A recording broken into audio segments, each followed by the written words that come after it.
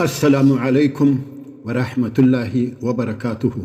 محترم ورونو، د یو محترم شیخ له طرفه د قرآن مجید 2 سورتونه ښوول سوي دي چې په خاص شمیر، خاصه طریقه او خاص وخت کې د هر ډول ناروغیو د علاج لپاره ویل کیږي، خو په سر او پای کې په خاص شمیر سره درود شریف هم ویل کیږي. زه د هغه شیخ وینا تاسو ته رانقلوم. البته هغه محترم شیخ دغه ښوونه او بیان په اردو ژبه کې کړی دی، خو زه یې په پښتو درته ترجمه کوم.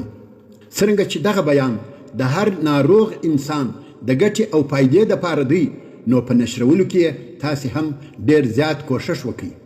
دا هم باید ووایم چې په دغسې خاصه او معلومه طریقه سره قرآني علاجونه نه په آیات سره ثابت دي او نه په حدیث سره، خو په عام ډول دا په آیات سره ثابته او معلومه ده چې قرآن مجید د مؤمنانو دپاره علاج او شفا دی.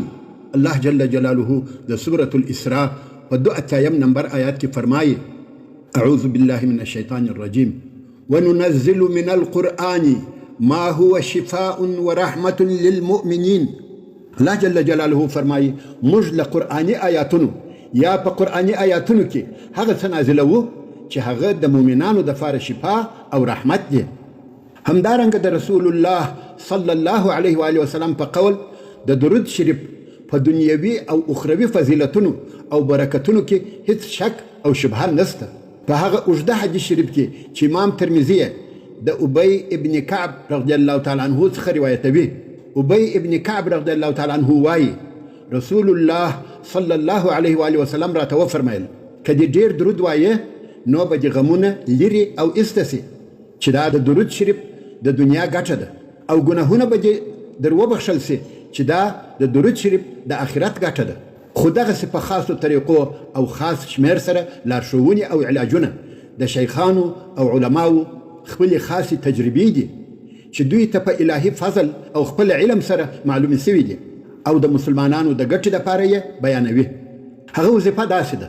محترم شیخ وایي لومړی به درود ابراهیمي چې اللهم صلی او اللهم بارک دی، یعنی هغه درود چې موږ او تاسې په لمانځه کې وایو 11 واره ووایه، او بیا به 21 واره د الم نشرح صورت تر پایه ووایه، او بیا به 21 واره سورة القدر یعنی انا انزلناه فی لیلة القدر تر پایه ووایه، او بیا به 11 واره درود ابراهیمي ووایه، او بیا به د خپل صحت او روغتیا دپاره دعا وکړي.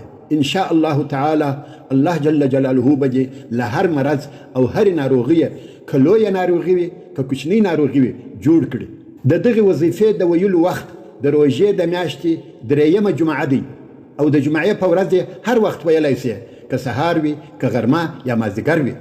معلوم وخت نه لري، خو پر دغه معلومه طریقه باید وویل سي. نور نو ستاسې د پوره او کامل صحت دپاره دعا کوم.